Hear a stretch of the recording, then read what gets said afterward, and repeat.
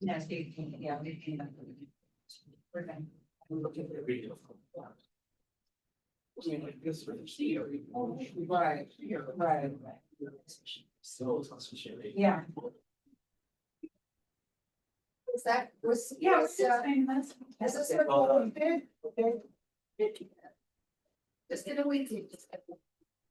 Yeah, well, it took us all. Did you do it? Now. Ever. Alright. Lauren, are we ready? Yeah. Okay. Alright, welcome everyone to the meeting on 21st.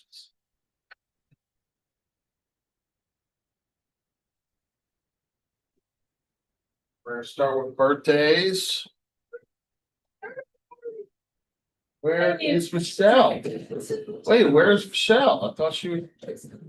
That was weeks ago. Weeks ago. Been 40. Everybody forgot your birthday, Patrick? No, it was a holiday because of 4th of July. It can't be like on the down low when it's your birthday. You gotta tell everybody if you want to. Yeah, I Well, agree. Michelle, it should be here. Michelle's presenting, so when she comes in, we'll say happy birthday, right? Jeff Beck told his birthday's coming. So, yeah.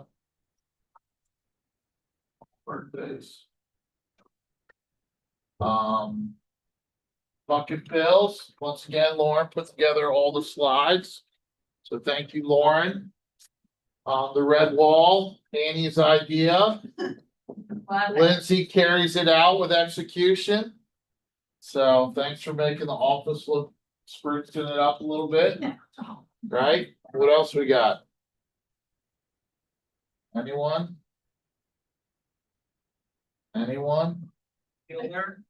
I got one. Yeah, Lindsay yesterday helped so bad. I couldn't figure out how to get my line rule connected to my command, and she helped me sit there and coach me through it. So I appreciate Lindsay. there you go.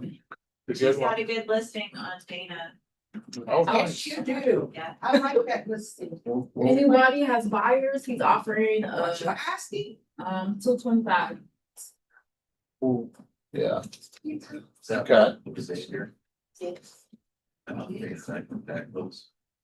It's walkable to Xavier, isn't it? Yeah. Do you have a buyer in store?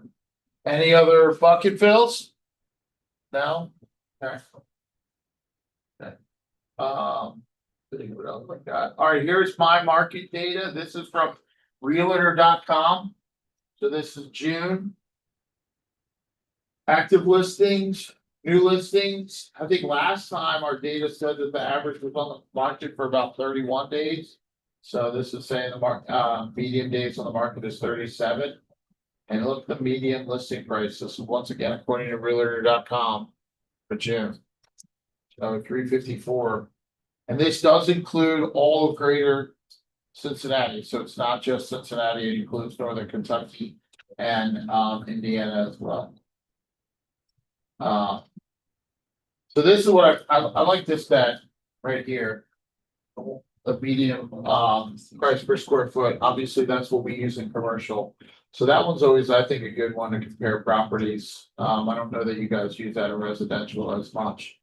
But and then the one that surprised me was medium square footage.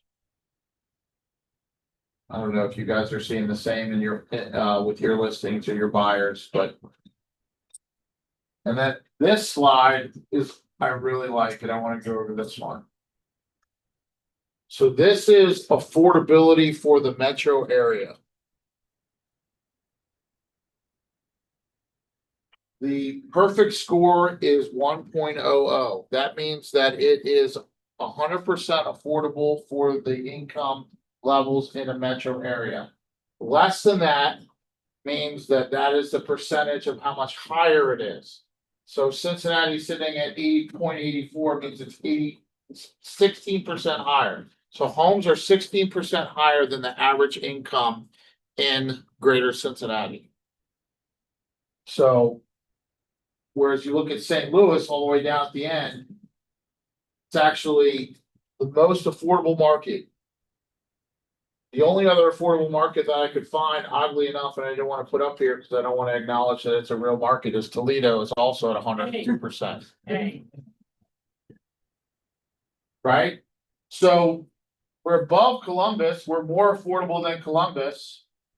But we're less affordable than the other major markets that we're surrounded by. Cleveland, they didn't have Cleveland for Jim. So I just think that's a really, really interesting stat to say that the salaries are not keeping up with the increase in home pricing. So it may be a good way to talk to your people about, how the market affects what they can and cannot buy. I mean, this obviously speaks to your purchasing power.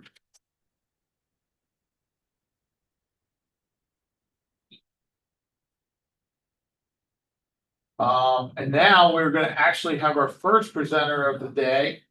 Before we get into real estate, I'm so excited about this. So as you guys know, I've started to bring in like market analysis to the thing, but I also want to highlight people that have other talents. And I had a one-on-one with William last week, and he told me that he is a motivational speaker. And I'm like, I love it. I love it. So anybody who has other talents that they love to showcase in front of the group, please come to me. I'd love to put you up. And so without any further ado, William. all right. I think Patrick kind of oversold it. Not even close. I never said that I'm a motivational speaker, but I did say that I do post motivational videos because mainly I like to hear some of the messages and some, honestly, I need them myself. For those of you that don't know me, I'm William Nettle. Been in real estate altogether about 16 years. I moved here 2 years ago from Mississippi and just got plugged in and still kicking, hopefully higher each day. But I do these motivational videos because you just never know who needs to hear a little message to push them forward a little bit. So before we get started, I want everybody's participation. I need everybody to raise your hand. All right. Now, raise it a little higher. All right, thank you. You can put it down. Question though is, why didn't you raise your hand as high as you could the first time? Why didn't you raise your hand as high as you could the first time?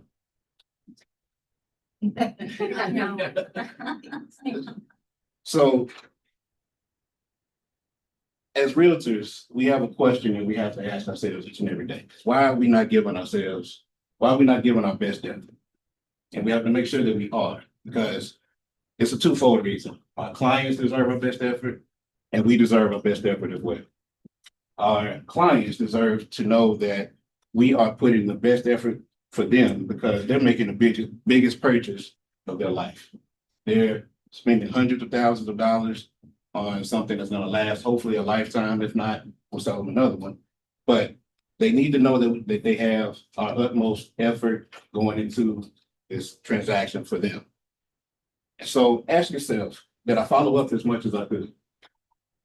Am I doing all of my due diligence to make sure that I'm doing the best job I can for my clients? Am I finding them the property that's going to properly meet their needs? And ask yourself this question as well. Am I making the follow-ups that I need to do to grow my own business?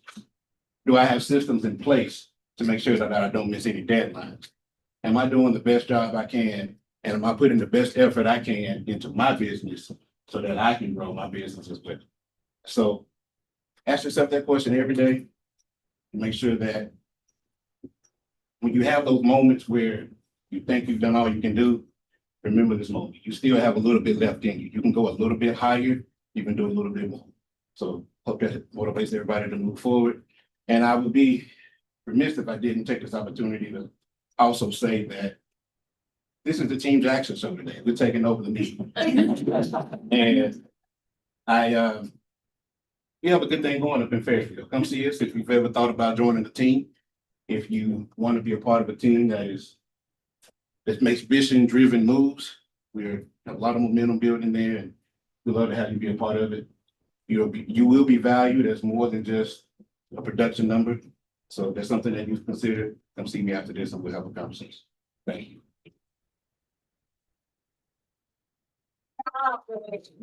I love it. I love it. I think what it proves is there's a lot of people in this room, like I said, that have a lot of talents. And there's also a lot of people in this room that are willing to help, you know, so you can't be good at everything all the time. So reach out to your colleagues. And maybe it's just a pick me up. Maybe it's as simple as just calling William every morning and asking him to get you fired up. Yeah. Right? So thank you very much, William. Really appreciate that. His lead in will be my lead in. So now we're gonna have Brian and Kurt talk about appraisals and inspections.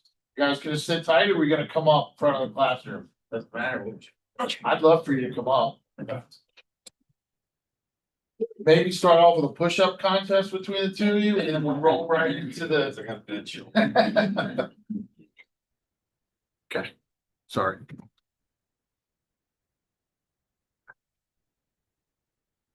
This was actually a request that was made last week. So we don't have an agenda up here, but really it's an opportunity to just kind of fire away. So I think the first topic was appraisals. We got into that a little bit last week. I'm sorry, Dawn had some really good insight as well as far as what she does and provides for her clients. But we wanted to see what questions people have. There is no wrong or right way, I think, to do real estate, but I think if you do things consistently, you can definitely help. It's really just a management of expectation, right? That's how I look at it. That's how our team tries to treat it is if we can manage people's expectations throughout the transaction, we shouldn't have too many surprises. So any questions about appraisals before we just So kind of I'd like to start there, because that was gonna be my first question. Can you tell us when you're representing a buyer versus when you're representing a seller, the right expectations for an inspection or an appraisal? Yeah, for buyers, it's more important, I think, to set expectations around that inspection. We know that even on brand new homes, there's issues that come up. And so I think that's an opportunity to do it early on in the process. That way it's not like, it's easy to forget. We've got a lot of things to manage in a transaction. So that's part of our buyer consultation where we kind of say, hey, look, you're buying a used home. We're going to find issues. Our job is to figure out what are the top, priorities on that list. So it's about managing expectations, I think. What are your thoughts? Yeah, knowing your buyer, what's most important to them, and we're looking to use that as a bargaining chip to potentially help them get more closing costs, or maybe whatever the situation is, just knowing your clients in and outs and what their needs are, so. So you have that on the initial conversation before you even find the right home for them. Yeah, it's brought up early. That's good advice. Yeah. So Kurt made mention of either asking for repairs or crediting towards closing costs. So those are the other options in the inspection period when you're representing a buyer. Obviously, on the other side, your job is to protect your seller's net. So we mitigate that by having these what if conversations up front. So what if it doesn't appraise? What if, or if we are for informational purposes only, we've been seeing some of that come back when there's a good priced home that's in good condition. We are seeing people where they don't necessarily waive the inspection, but they're saying that they're doing it for informational purposes, especially when there's competition.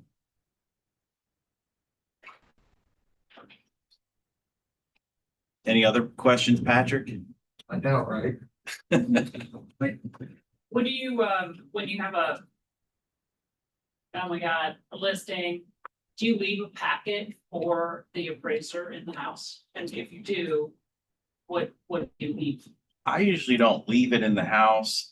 So their information comes through showing time. So I do send them a packet. Usually that includes like the Cuba Casa floor plan with the dimensions. That helps them because they have to provide the sketch with all the room dimensions and everything in it. And then also like if we found in that report that there was extra square footage, that's important to note to the appraiser as well. Like, if they did, if, the- Finished basements with Yeah. egress or an addition, we had some people that took old porches that they turned into, living area that had, all the required, met all the code requirements to be called a room. So that Cuba Casa, if you actually pay, don't just do the free scan. If you pay for it, it actually uses AI to determine, is there a heating source? Because if there's not HVAC in a room, we've had finished attic space, which could be usable, but it's not gross living area. And so our job, we feel like our job on the listing side is to make sure that the public data actually matches up with the facts of what the home is today. do you send an appraiser, comps? Very rarely, only in a dispute, like if we're disputing value is where I don't want to send the wrong message to an appraiser. I just want him to see apples to apples versus, because we talked about the adjustment page last week. And the adjustment page is designed because they know not every home can be compared apples to apples. Like some are going to have premium features. And so that page or that section of the appraisal is designed to balance that. And so, and it's very rare that we have to. I feel like we do a good job of pricing the homes. We use the new square footage. So like we very much still use, I know I kind of got this method from like more commercial practice. But we use the average price per foot against what the actual gross living area is to try to figure that out. Now below grade is obviously not trading dollar for dollar for above grade square footage, which the MLS is calculating. But there is value in it. If you go to a contractor, you'd be paying $50 to $100 a foot to get finished square footage built. Yeah. So And the Cuba Casa you use is like, I use it as well. Is it the $15 one or do you consider another one? yeah, it's the $15 one. That's it. So for $15 per. They give you a $1.50 discount, so it's $13.50. For $15, you can walk around with your phone and get a scan of the house. Yeah, and if you have an iPhone Pro, I have a new option coming where there's going to be free scans with GLA. That's outside of Cuba Casa that we're actually in the process of doing some beta testing for. What's it, GLA? It's GLA stands for gross living area. So it's a similar tool to Cuba Casa, and right now it only uses LiDAR that's in iPhones. So the Android stuff will be out here soon. That's a great tool to use. I do a lot of FSBO, so a value add, like, hey, if there's a discrepancy on your square footage, we can come up with that and then price your home accordingly. And that a lot of times can maybe make the difference on your commission. Hey, we found additional 75, 120, whatever it is. Say, hey, you're giving them value every time you talk to them, whether it's homes, whether it's the scan, floor plan, whatever it is. You constantly want to be giving something of value. If not, you're just going to be another realtor calling them, giving them your name, and they're going to forget it. So value add always. Mary, I know you have a question.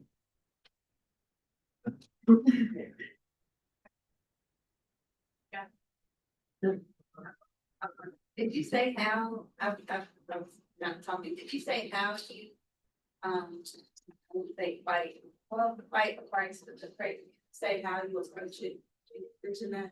Yeah, so you mean like supplying comps to support a higher value than what he maybe brought the appraisal in at, or she?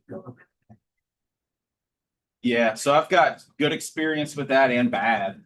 So the good news is they can be disputed. The bad news is lenders it's like a batting average, right? So like if a lender disputes and loses, that looks bad on them from a regulatory standpoint. And so anytime a dispute is made, like they're in even like last week's conversation, they're starting to change some of the rules where, you know, homes that are exceeding the list price are being scrutinized more than ever too. So I think it's important to just know, like, you know, when you're pricing homes, you need to really try to find things that are comparable and close. You know, like you might be able to find something that's comparable, but it's 5 miles out and that could land in a different school district. And that's really not a comparable home, right? So I think it's important to just initially try to price the home based off of true comps. Sellers are notorious for trying to pull in a bigger radius, and they don't understand like the importance of, like, you know, a couple blocks can make, you know, in some cases. So so I've had it where we've had all the documentation and the lender just doesn't supply it to the appraiser because they just want to squash it because of their, like, kind of like the batting average, I call it. So can you weigh in on that a little bit, Darren? So I had this recently, okay, so if there's a unique property and you know it's unique, you need to vet, like, protect your seller, you need to vet the lender first. Hey, how do you do your AMCs? Can you pre-comp this? Or if it's a particular bank, then they want to keep the appraisers want to keep the banks happy. It's very conservative, right? They're not gonna think outside the box, they don't really care, they're trying to make because if they get blacklisted from that bank, their business is done. They lose their livelihood. Right, so you wanna make sure how flexible is the bank's AMC, which is, you know, the management company for all their appraisers underneath them. And I would vet it first, right? Hey, this is a unique property, do you think you can do it? And, you know, if you're working with any of lenders, they usually will have like a handful of appraisers that they work with to give them a pre-con, hey, you think this is gonna be an issue before they submit an offer, right? Work as a team together beforehand to see if that appraiser, hey, because there's a lot of times my appraisers will say, hey, Darren, not a chance. Okay, I'm not gonna risk it for my buyer, or I'm not gonna risk, you know, you just have that transparency, that communication. I think it's more important, Jennifer, to be kind of cautious of that on higher leverage borrowers. So when you see, you know, FHA at 96.5%, that's a little scary because a lot rides on that appraisal, right? There's not a whole lot of wiggle room. When you have even 10% down or more, you start seeing even appraisal waivers from the lenders where an appraisal isn't required based off of the down payment and the assets of the borrower and, you know, all the things. They don't even require appraisals in some cases. I have a question. I just didn't know how to word it, like, once you do find a cute square footage. Who do you go to and how do you present it to where you get the best deal for your buyer or so? Yeah, we uncheck, when we go to enter the listing, we uncheck the box that pulls public data and we enter it ourselves.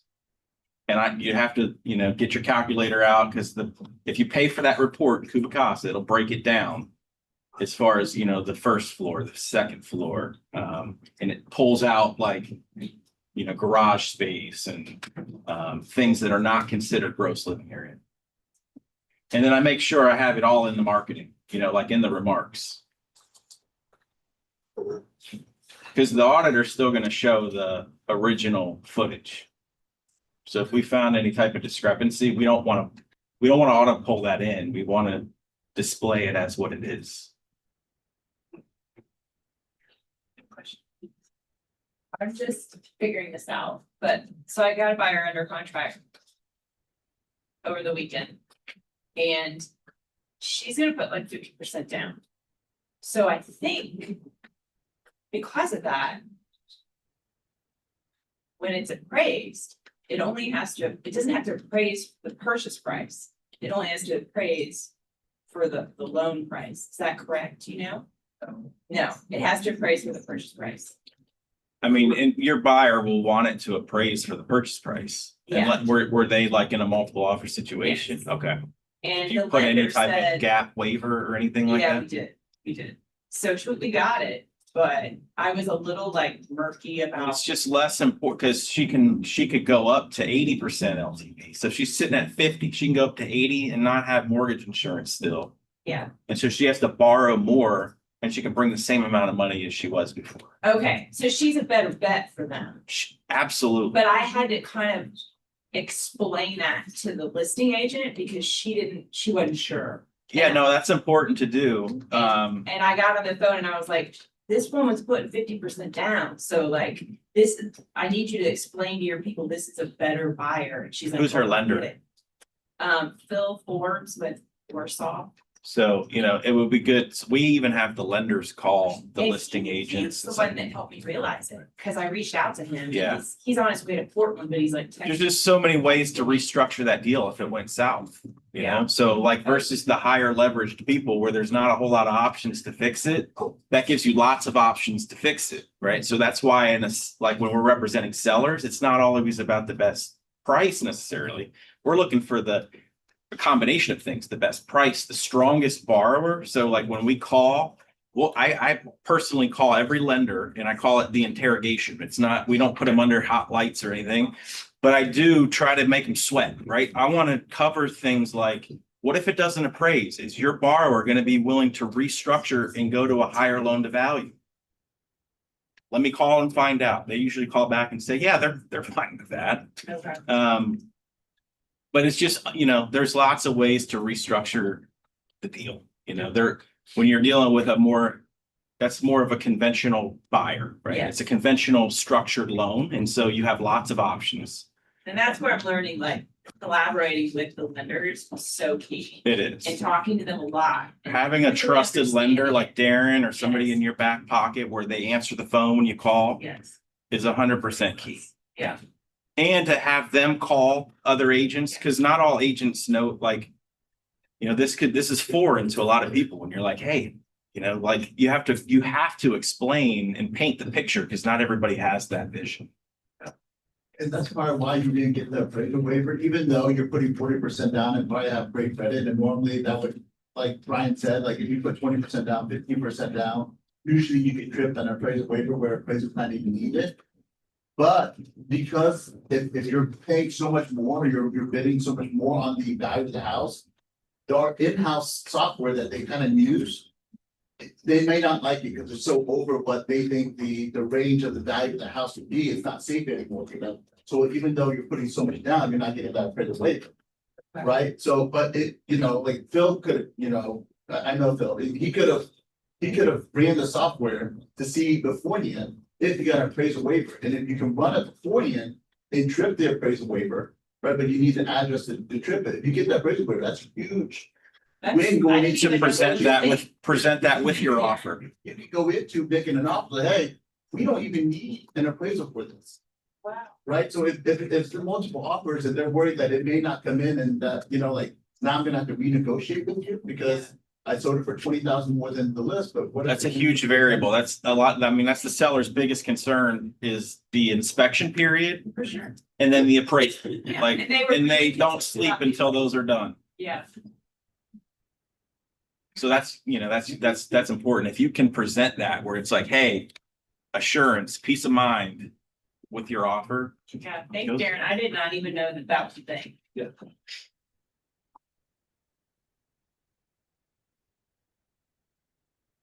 Any other questions?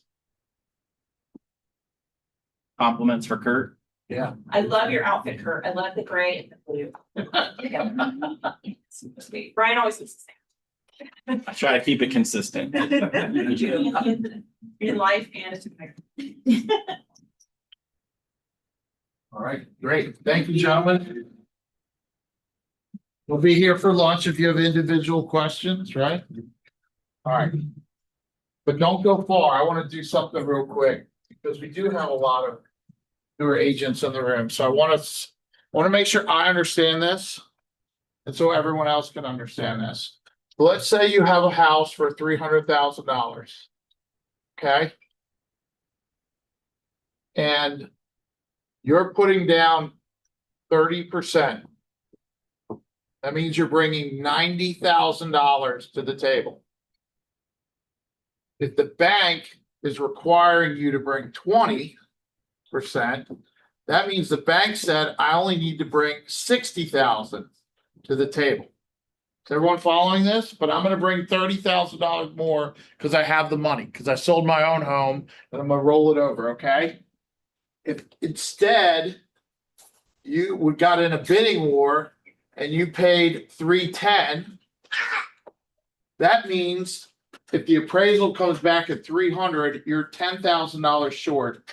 And the bank wants you to make up the shortfall of 10,000. So now the bank wants you to bring 70,000 to the table to make up for the shortfall. But you already said you're gonna bring 90. So that's what Darren was talking about. You could go to the bank and say, can we get an appraisal waiver? Because I know there's gonna be a shortfall and you want 20, but we already have it. We already have it and my buyer is willing to do it. This is incorrect? That's incorrect. Okay, this is how it works in commercials. So correct, no, this is what I wanna go over. So correct, so what's the deal? So here's the difference, right? The difference is you don't have an appraisal waiver. There's no guarantee of that appraisal waiver. The biggest difference, say if you're putting 20% down, right? You don't necessarily have to bring more money to the table. You don't have to make up for the shortfall of the appraisal. The difference is, okay, so instead of putting 20% down, you're maybe putting 15 or 16% down. You're taking that extra 10,000 to cover the gap between what the bank's gonna lend and what you guys agreed upon, Right. right? So in all, your buyers bring the same amount of money to the closing table, but a little bit less of that is into the principal of the home, Yeah, but it's covered. But there's no appraisal waiver. there's no, well, what were you talking about the guy could have done for this? So we have the software where we put in the thing, we have to trigger with the thing. Once you trigger it, we have 3 days to disclose the loan. But you can see if that property gets an appraisal waiver or not. If it gets findings from Fannie Mae or Freddie Mac saying that we have an appraisal waiver, we don't need an appraisal for this loan. You don't need one at all. Not one at all. Right. It's a digital underwriter, so LP and BU are basically, when he has all of the information, and that's the problem. A lot of people, a lot of loan officers just use what they took off the internet app. And they didn't verify all the information, but when he gets all the information from income to assets, and he has, and if you have more complicated people, like the income calculation even needs to be ran past an underwriter to say, hey, are you gonna look at this the same way I just looked at it? Yeah. And once all that's done, you can run it through a digital underwriter. It's gonna give you a full approval right there on the spot. That's what people are doing now, is saying, hey, I'm not pre-approved, I'm fully approved. And sometimes it'll even spit out saying, hey, based off of, you know, the loan to value, and if also they do like, it's like a little desktop appraisal inside the system where it says, hey, if it's in this range, no need for an appraisal. It meets all the metrics as far as, you know, it's a low LTV. It's, they have good assets after closing, so Yeah. liquidity after closing is important. So if they're using all the down payment, they depleted all their money, that's not good. You're not gonna get an appraisal. Right. But when all the things add up and it's like, all right, ding, and you know, shoots up a little flag saying, hey, this one is like a home run. So you still have as much equity in the home, you just don't have as much loan to value in the home. That's right. Because it didn't appraise for what you bought it for. But we're talking about two different things. Yeah, it's not an equity thing, That's. Right. right? You're putting less, you're putting less of the original money that you Right. had into it. You're just bringing the same amount of cash that you were anticipating to bring in. Yeah. Even if you're only putting, And you you know, borrow. 10% down or Yeah, You 15% You down. close the gap by the buyer borrowing more money versus the seller taking. right, exactly. So I think the other thing to understand, Emily, what you were talking about is, you know, banks are in business to make money. And you make money by limiting your risk. And that's how home people who are sellers should look at it. And that's what Brian was talking about. If you have a strong buyer, you need to make that known outside of just the price you're going to offer. Somebody who could bring more equity to the table is gonna be a more attractive person that can maybe spend, is offering $1,000 or $2,000 more to the home. Because you're not gonna have to worry about any of these issues we just talked about. Does that make sense? Is that a true statement? got that one right. Yes, But I guess how would you necessarily express that? Because it sounds to me like then you may say, okay, the person has 90 cash that they could put down. But maybe you don't want them to put 90 down. Maybe you really only want them to put 70 down so that they still have 20 in liquid assets. But how are you showing that to to the seller, you know what I mean? In the sense that the lender's gonna see it because you're gonna have shown what the savings accounts and stuff I are, think but. you're asking your buyer before you. It's identified in the contract, when you write a contract, it talks about the structure of the loan. Right, but we're saying, you're all saying the person needs to have assets. And so you're not putting that as a down payment. Yeah, but you know what I mean, you're not gonna be able to show that to the seller because you're not putting anywhere on the contract that this person has assets. You're only putting what they're actually. No, we do that in our interrogation. Okay. Okay, No, so like. so you get more in your question. Yeah, but we're trying to figure out who our most Okay. qualified person is. Those are the what if scenarios, talking like, hey, how does this person look? It looks like they're putting a lot of money down. What do they look like what is their post liquidity after closing look like? And we ask these, it's very strategic as far as how we identify who the best borrower. Right, so if you are representing the seller, you should be asking how strong is your buyer? Are they an FHA loan or, and I'm not putting down people that are FHA loans, but are they an FHA loan? Or are they somebody who's bringing 30? That's why in multiple offer situations, it's really hard to get FHA and VA guys approved because it rides so heavily on that appraisal. And if it comes back short, there's very few options you have to fix it, especially if they don't. It's one thing to just not want to use the money. Conventional can be very a wide range of It is. borrowers. I mean, It really. you know what I mean, like that. It is, and so we've had appraisal waivers recently where we've gone over asked. But we went it was like 5,000 over the asking price. And she was put 10% down. So. Darren, But also for your buyers, we're having those conversations with your buyers beforehand, because we would never do something for your buyer that they're not comfortable with. That they don't wanna go more, they don't wanna pay more for us, they're not. We never represent them that way, right? You know what I'm saying? So we're adding that kind of communication and, you know, when we're having the call for them, you're already putting that, like, hey, they're putting 10% down. We can do a appraisal cap of 5,000, right? You're having those discussions beforehand and not afterward. Now, you can shift and pivot. You know, but we're always gonna try to represent, if you're working with, you know, good people, you're always gonna try to represent whatever the best and what the buyers are most comfortable with before they make an offer, so that they're not put in those situations where they're gonna try to back out of that offer. I was to add to what he's saying, you couldn't write an offer between 2019 and 2023 without having all of that strategy up front. Because you were going to have gap coverage to win.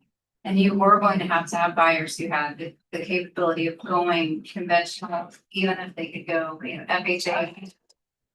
All those things, so I don't think that's a strategy that we should give up on just because the market's not right, as crazy as it was. You really do need to know your buyers inside and out. Do they have a flexible down payment where they can get some gap coverage if they get into a competitive situation? Well, they need it. And being in tight with the loan officer and knowing your buyer. I have some buyers, when I ask them how much, did the lender tell you need seller paid closing costs, how much? I don't know. Then we're getting on the phone with that lender and saying, Kate, what are they capable of doing? How does this look? Can they do this or this? How much flexibility do we have with them? I think that's really important to do, even though the market's not as insane as it was before. Right. So like in your scenario, you were writing on the board, they were willing to put 90 down, but only required to put 60. yeah, I would have wrote the offer at a little bit higher LTV, still showing strong, where they're putting at the minimum 20% down. yeah, And then had the conversation like, hey, we can do up to a, you know, yeah, $20,000-ish appraisal gap waiver. yeah, And it doesn't affect your cash to close. Yeah.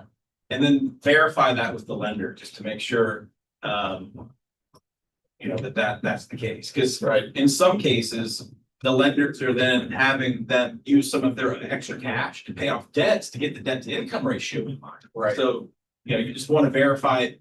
You know, you never want to assume that the transaction you're working on is the only one. Because there are a lot of times where the lenders are requiring them to bring cash to the closing. and pay things off to eliminate. it Yeah. from that. Yeah.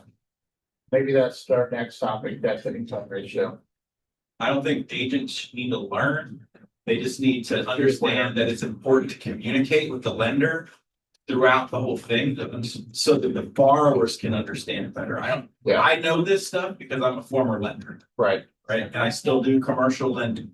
And so I love this stuff. Yeah. But it's not required for you guys to know the ins and outs of it, but you need to be knowledgeable and understand that it needs to be communicated early with the lenders.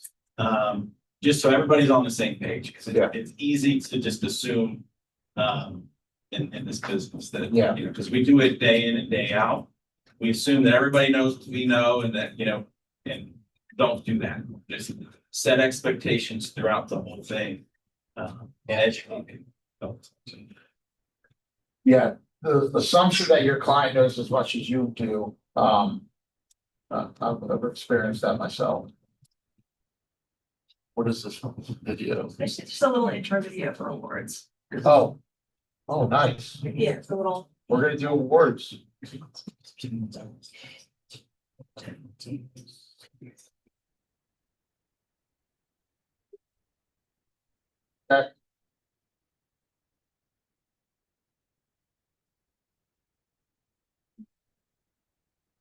All right, here's Jim. Our top agents in Jim, It's our $1 million club. $1 million club. For the sales volume.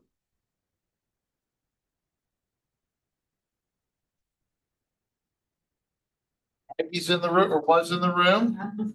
Kurt. Congratulations.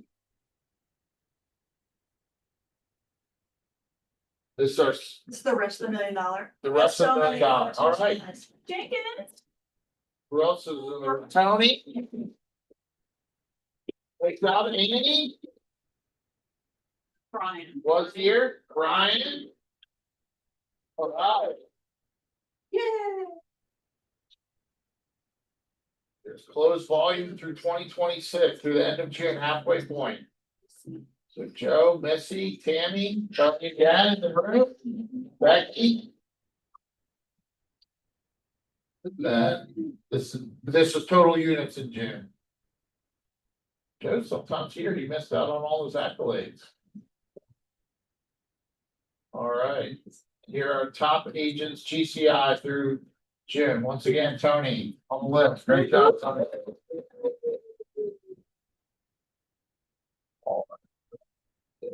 That closed units, the groups. 32. What was that? Lauren, do we know what that was? That's just the team's amounts. Okay. And then closed units volumes and GCI through the end of May. Steve Jackson in the room. And Maggie. There she is. Yes, Renico in the room. Congratulations. Ladies. All right. First deal's done. Oh, Chris, great job. Last name. Is Chris in the room? Is anyone in the room? Nobody's in the room? And then listings and sales. Joe was on both sides of this really big deal. Yeah, he was. Oh, drinks on Joe tonight. All right, June cappers. Couple people. Oh, there's me. Congratulations. So Brielle, we have definitely noticed you showing up, putting in the work, taking your notes, making sure that you are in person and learning. So this is the most eager to learn. Can I not get rid of this? Yeah, him work on the far side and then hide floating the angels. Perfect. There we go. Now we can see it. Most eager to learn award. Yay. Congratulations. Then our culture award goes to Tom. He's usually here at the meetings and coming around. There was a Friday afternoon that I left and Tom was still here working hard, so. Gets the culture award. And now our guest speaker, birthday girl herself. Michelle. Yeah. I'm just casting out some stuff, but. Oh, birthday sister. Are you gonna talk about it? It might be helpful. Yeah, I'm gonna be 1 year. Or if you guys just wanna pass this around, I'm gonna keep going. This is gonna be a short title tip that I run across a lot. Most of the, yes, hi. Oh, okay, all right. So there's plenty to go around. If you don't get one at the end, I'll give you one. But what I read, these are some issues that I run into, and I think that will be helpful to you. This is mostly, well, not only, but mostly for my listing agents. And I want to talk to you about when you have people that are entitled as an entity, not as themselves as an individual. So you may have somebody entitled as a trust. They may be entitled as a corporation. They may be entitled as an LLC. So what I've drafted here for you is how you want these people to sign your contracts. Because they're not signing for themselves anymore. They don't own it. Their trust owns it, their LLC owns it, their corporation owns it. So you'll see here for a trust, you'll either have trustees, co-trustees, or sometimes unfortunately you have successor trustees if the original trustees are deceased. Then we have corporations. Your corporation should have a president, vice president, secretary, and treasurer.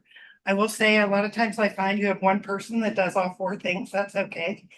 But you want them to sign the contract as such. So let's say the Michelle McLaughlin Trust by Michelle McLaughlin Trustee. So you want to be sure to have them add that verbiage when they're signing your contracts. And then you have LLCs, which typically LLCs have members. Could be one member, it could be 10 members. What you'll gather from your client in that case is an operating agreement. This document will break down for you who all the members are and what members actually have power to do anything. If they have the ability to sell the property. Sometimes they appoint an agent that will all be in there. By the way, I don't expect you to review and approve. We have attorneys that will do that for you. This is just a guideline for you to go by. And then two other things that I run into that become issues. My birthday girl's talking to me. It's all right. She's excited about that. Yes. Good stuff. Is that keep in mind that the proceeds from this sale will be payable to that entity, not to your client, not to another entity that your client owns. I just had that like 2 weeks ago. This guy owns like 5 LLCs. He wanted the money to go to another LLC. Well, you can do that after I give you your money. Then you transfer yourself that money. That check, that wire has to match how they're vested. So if they're vested in a trust, that's probably the biggest thing I run into is estate attorneys don't necessarily tell their clients they should set up a trust account. The whole purpose of a trust, now I don't do taxes, so don't ask me any tax advice, but the whole purpose of a trust is to not touch the money yourself personally. You put it in your trust and that helps you with your taxes. So your client will have to set up a trust account if they don't have one set up. They will have to set up an LLC account if they don't have one set up, as well as a corporation. And then tax ID numbers. Typically, an LLC or corporation should have a state issued tax ID number. I can't release proceeds until I have that number because the government ultimately makes me responsible for reporting that information. And trusts, as far as the tax ID on a trust, if it's the Michelle McLaughlin Trust, my tax ID is probably my social security number. So if they say they don't have a tax ID, they can use their social in that case. So that's my 5-minute tips. Anybody have questions? I have a question. Yeah. Say for instance, a client had their house in a trust and they pass and then their daughter is trying to sell it. How would they go about that? Well, in that case, the trust will determine who can sign in the event that the original trustee is deceased. In the trust agreement, they will appoint a successor trustee. Okay. And what we do is take that trust, I would require a copy of the death certificate. We file at the courthouse a memorandum of trust with that death certificate and appoint the new trustee at that time. Okay. Okay. That makes, I'm gonna have to come talk to you. anytime, I'm available anytime. Does anybody else have questions? I'll note on that, like, it's good if that's her listing to go ahead and get you docs, and then if I go ahead and have it set up, I let the buyer's agent know, like, hey, my title company has all the documents, and that way Michelle can work through it. and Yeah, fix it I mean, so- I can definitely do all that for you. I mean, you're gonna be doing it when you're having them sign contracts. That's really why I wanted to bring this to your attention, because that can cause confusion. And there's, guys, fraud is crazy and people are impersonating as they're the owners of companies and trying to sell properties. So we are getting really diligent about it. Some people get annoyed because it's not the good old days where we just said, okay, we believe you.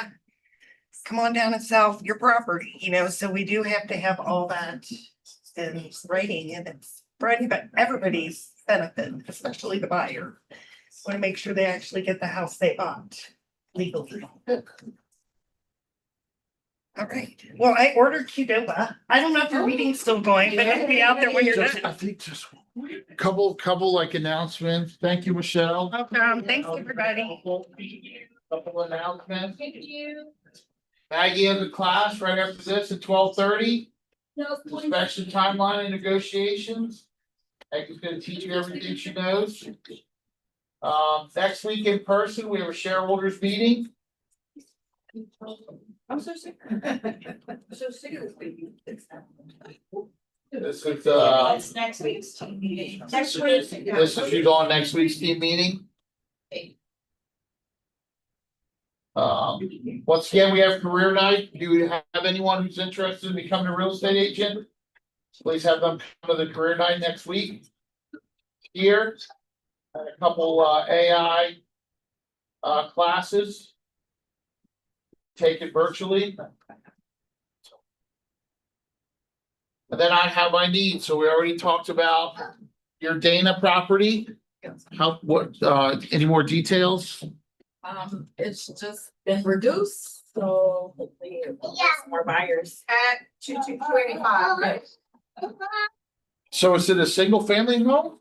It is a single family, Okay, so 3 bedrooms, 2 bath, has a basement. A backyard. okay. Good. Perfect for college kids or no? Yeah, it would be perfect. Just wanted to bring it out for college kids. Yeah. Okay, anyone else? Well, I need. I have, essentially, we talked about this morning, we don't have a fixed price yet. I've got a commercial property in Norwood. It's currently like a car lot. It's a car lot and a workshop. It's going to go on the market. We haven't determined price, but we're thinking minimum of 250. Could be as high as 300, 3 bays. I literally heard about it this morning, so I don't have the numbers, but as soon as I have. Is it a working car lot? Yeah. Okay. So does it have well, it doesn't have a permit, they have a car on. Yeah. Bert? Fairfield, 3 beds. 1.5 bath.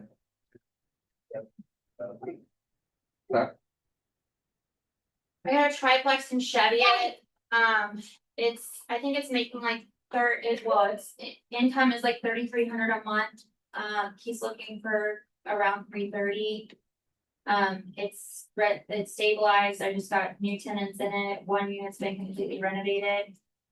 Not on the market. I probably won't even put it on the market. It's somebody once said, reach out to me, I can get your investors in. Okay. I need, a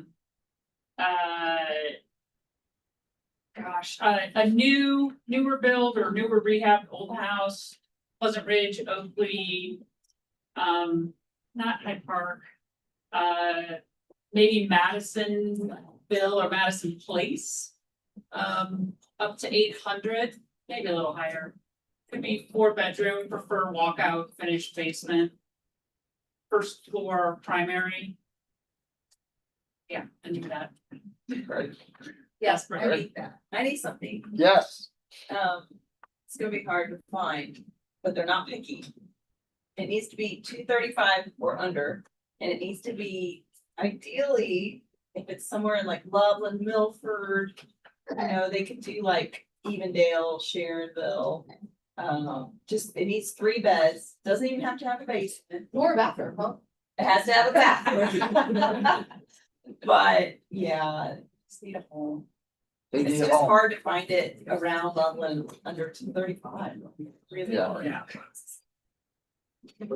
I have a listing in Dayton, Ohio, in West State, 2-bedroom, 1 bath, in real estate property. Has tenant already in it, she's approved, we just lowered the price to $69. All right. Have a listing, coming soon on Monday, it'll be on the market next Friday. 3-bedroom, 2-bath, fully renovated. Roof redone, all appliances, flooring, it's got recessed, roof, it's got a partially finished basement. It's right near the rec center in Madisonville, 350 to 375. Is that right? All right. I need 5 acres and goats. Oh, wow. I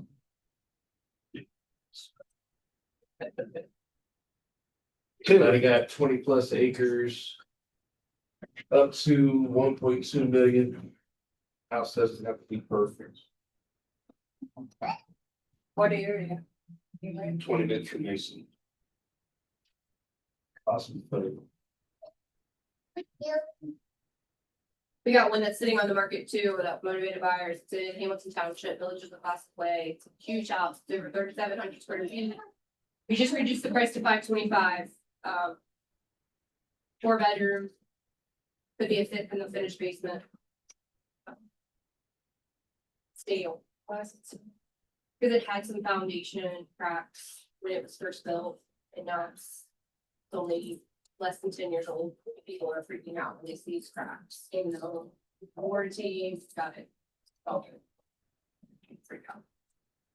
Got also another listing that just came on. 3 beds, 2.5 bath, 2,100 square feet, goes for 310. And go quick. I need actually a multi-family in Hyde Park. I've had a client for a while now. His budget is between 1 and 3 million. He knows what he wants, looking for something more moderate. And literally there's consistent like 6 to 7 multi-family in Hyde Park. So that's my need. If anyone knows anything about market or anything coming up, please. All right. Got a 2-bed, 2-bath, and Pleasant Ridge. Just had price reduction, $299. Good. Garage. No. Okay. It has a driveway and there's 70 feet. And it has a where there used to be. Yeah. They tore it down. I have a pool table in Montgomery. Close next week and we gotta get the. That's free, isn't it? Just to get it out. It's on with the piano too. No piano. Just the full It thing. does have a ping pong top. Anybody with a full table. If Put it on anybody's in a for miniature 19. pickleball, that's the perfect Miniature pickleball. substitute. You gotta move it yourself. All right, guys. Well, thank you everyone for attending. Thank you. Michelle said she's got Qdoba. Thank you for our presenters and for all of you who participated. Thank you. So I'll take first.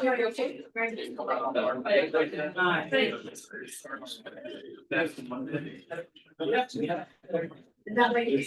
Well, no, today was the day I had to cut the grass before the rain. Patrick. How are you?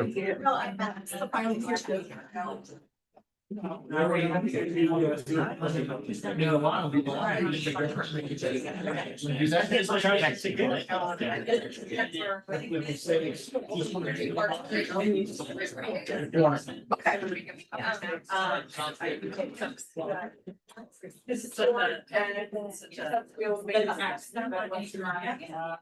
yeah, cool, thanks, Lindsay.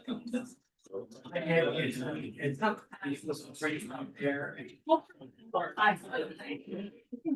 The ones you meeting you're not at. It shows up. The one team meeting you're not. I know. That's me, I was like, well, Tom can be here. I'm pleased here. So, when you need to grant stuff, what do you think? Yeah. I know. Seems like there's more. 778 O'Leary when you get time. That. 3778 O'Leary when you have time. Office cutting grass. Okay, got it. Oh, you're cutting grass, 6001 Trowbridge. Tax, I'll get it. Now, I have a 13-year-old that knows. Yeah, isn't that great? Yeah. Brett Those hasn't teenagers are quite awesome at that. perfected the ability to mow yet. I just need him to clean up the dog food. Look, this, my computer, this. So I can. Not show my, because it's just easier for me to have. Oh, yeah. I don't know why. Well, it's gonna rain anymore. Well, it was supposed to rain this morning, so that's not good. Yes, back over there, so troubleshoot. I mean, I was right on. Yeah. Are we staying here? Go Go get- drive go get food. to, then come back in here.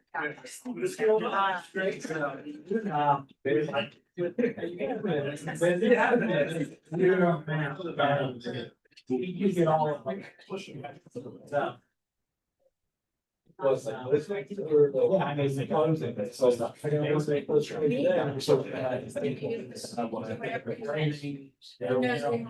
you like. We're not doing this. Bill may have done. Streets or like. Well, they've got walls, that block. Give me a hold on, you go. All. When it's got to go with those. Sorry, I fixed the camera. Yeah, but. Even if they. Oh, Yeah. good. It looks right. It is Wow. They should have worked, I'm sure. would have- And the thing is now whenever we do anything on this dryer rate, it's gonna stand out so much better. Had to get over there. Sure. What you gonna do? What's doing? Nice fun to have. One thing is, if you breathe. Well, the thing is. Well, I think your budget's that. It comes start still connected to the sewer. If it meets all. I dropped some photos. So. One is like back in a year. Okay. Main. Not just storm and it'll get sued. Like, I'm sorry, Main, you'll just be let laughing. things. 30 years ago, they started it. Do a link for And the. I don't, so, back when I first. Oh, where's one out? Second house. Got it. They had to get storm drains disconnected from this. Red ball. And MSD. First, go girl. But it's. That all- and yours. It worked. Or when you run out of it. Cause you have the property on the bottom though.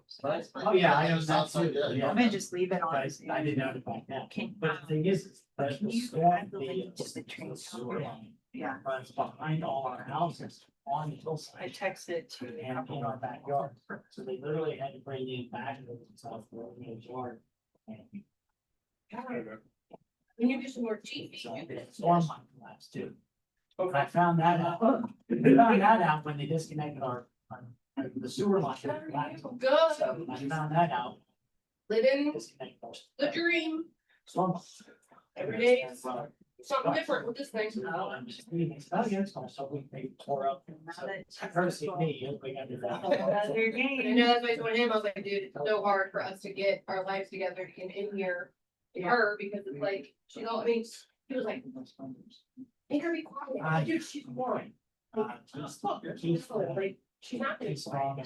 She'll be one tomorrow. Yeah. Yeah, we were in the office meeting last year when we found out all of the labor. So, Cause I remember I was in a track and I had to. Yes. I was like, I can't stay here. And then. I was like, track. He's gonna try to. So, That thing falling. yeah. It's crazy how a year flies, huh? Try. That's a. It's not a big girl. I was just there on Saturday for Sunday. Great. So it's not too bad. But, I don't know what we do this. Yeah, no, I don't So know. let Krista know that I had every intention on leaving up in. Yeah. You gotta close tomorrow. But that is. Yes, that's a great trip. Let me know if you think. I appreciate it. Appreciate you getting back on the buyer. Get deals for yourself. I know, yeah. Get that Florida money. Yeah, exactly. How are you? How are you? Doing well, how's your summer? Flying by. Yeah. Yeah, so I said, she's gonna be a year old tomorrow, and like I said, it's so, I mean, I knew that it flew by, but everybody's like, oh, you know, time flies, and I know. that. Yeah. Yay, it's like. She went from like, a couple months old, 6 months, to like 10 months, and it's like. She got, it's funny, Bruce said something to her, and she goes, yeah, and he goes, oh, I'm not ready for you to have a conversation with me yet. I'm like, yeah. Just wait until you like, few years go by, you send in the card and the song comes up. She starts to sing it. Yeah. And you're like, oh my God. No. I reflect that all the time. Another frozen. You're gonna be singing it too. We already seen, she has these little guys, they're Gabby's dollhouse. Oh, yeah, I And remember the Gabrielle. that's where this guy. That's our whole. Thank you. Awesome, awesome. Dollhouse, and it's just like, how do we go from Cindy with her at to like, you know, Baby Shark? Oh, the baby shark, don't get me I started. know, he hates that, he's like, anything but that, anything but that. I'm just like, Maggie, you good? You need to, let me do. Thank you. I know I'm breaking the rules by eating in here, but like, I'm with child, so I feel like I have to excuse. Yeah, you kind of just get a free pass, cause she can sit there and eat too, she's hungry. Well, we got something to buy, so. Follow. And then let's